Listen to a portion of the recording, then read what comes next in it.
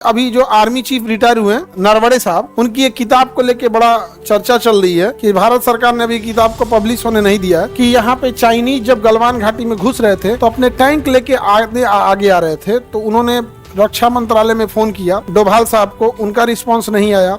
रक्षा मंत्री इनका राजनाथ सिंह का रिस्पांस नहीं आया। उधर से चाइनीज आगे चढ़ते जा रहे थे। हम कोई सलाह थोड़े मांगने गए थे आपसे कि जो आपको उचित लग रहा है करिए। आप आदेश दीजिए मारना है कि नहीं मारना है। आर्टिलरी गन जो थी वो रेडी थी मारने के लिए, लेकिन आदेश ही नहीं आया। हम देशभक्ति सामने वाले देश देख के दिखाते हैं।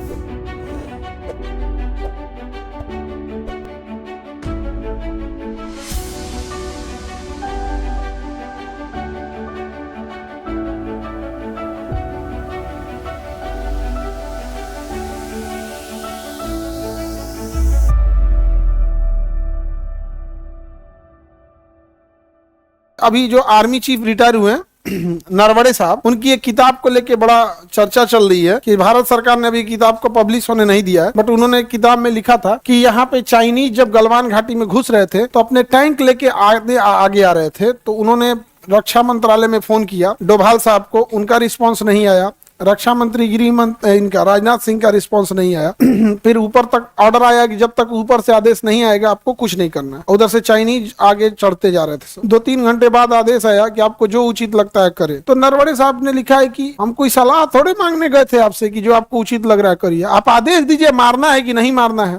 और उन्होंने कहा कि हमारे लाइट आर्टिलरी गन जो थी वो रेडी थी मारने के लिए, लेकिन आदेश ही नहीं आया। पर हम लोग, आप यकीन मानिए, भारत में चाइना जितना बिजनेस करता है उतना हम लोग 100 देश उतना बिजनेस नहीं कर पाते। चाइना हमारी मजबूरी बन चुका है। और चाइना क्या है, अगर ये इतना ही सामान पाकिस्तान देता ना तो हम कब का पाकिस्तान का बाइकआउट कर देते। समझा गया कि नहीं गया? अगर कोई चीज पाकिस्तान की 100 रुपए की है और वही चीज मान के चलिए भारत में 500 की है, तो वो आदमी कहेगा हम भारत वाला 500 वाला खरीदेंगे, लेकिन पाकिस्तान का 100 रुपया में नहीं खरीदेंगे। लेकिन ये चीज चाइना के साथ क्यों नहीं होती है? हम देशभक्ति सामने वाले देश देख के दिखाते हैं। आप बताओ, जितना चाइना हमें टॉर्चर किया है बावजूद हम चाइना का बाइकआउट कर पाते हैं? कुछ नहीं कर पाते। और हम बार बार ये कहते हैं कि हमारे यहाँ के जितने अमीर हैं ये अमीर नहीं है, ये रिसर्च करके अमीर नहीं बने, ये ठेकेदार हैं सब, ये रिसर्च करके अमीर नहीं बने हैं। अब जैसे रिलायंस है, अब इंडिया में कोई प्लास्टिक नहीं बना सकता है उसके सिवा। ये तो यार, ये तो जबरदस्ती वाली चीज है। जो प्लास्टिक बनते हैं ना, प्लास्टिक का ग्रेनुअल बनता है। जैसे आप चने की दाल देखें ना, एक्चुअल में प्लास्टिक वैसे होता है चने की दाल जैसा। अब आपके पास एक मशीन होती है जिसे मोल्डिंग मशीन कहते हैं, उसमें उसे डाल दीजिए, वो उसे पिघला देगा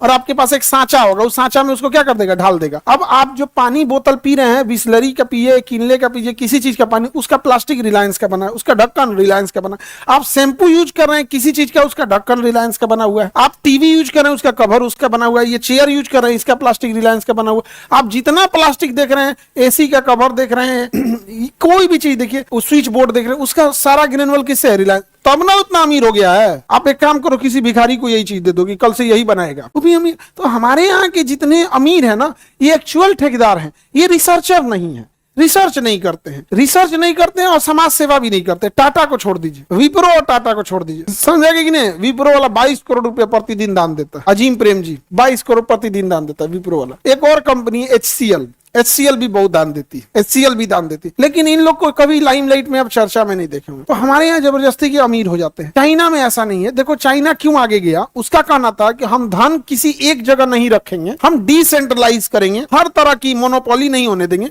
इसलिए चाइना में देखना, कोई ऐसी कंपनी जो बाल्टी बनाने में एक्सपर्ट है, कोई मेमोरी कार्ड बनाने में एक्सपर्ट है, कोई खिलौने बनाने में, कोई मेडिकल का सामान बनाने में, कोई सिरिंज बनाने में, कोई ग्लव्स बनाने में, ये जो सर्जिकल ग्लव्स होता है यहाँ पे, अलग अलग बनाने में एक्सपर्ट। हमारे यहाँ ठीक इसका उल्टा है। हमारे यहाँ 2-4 बड़े बड़े उद्योगपति को अमीर बनाया जाता है।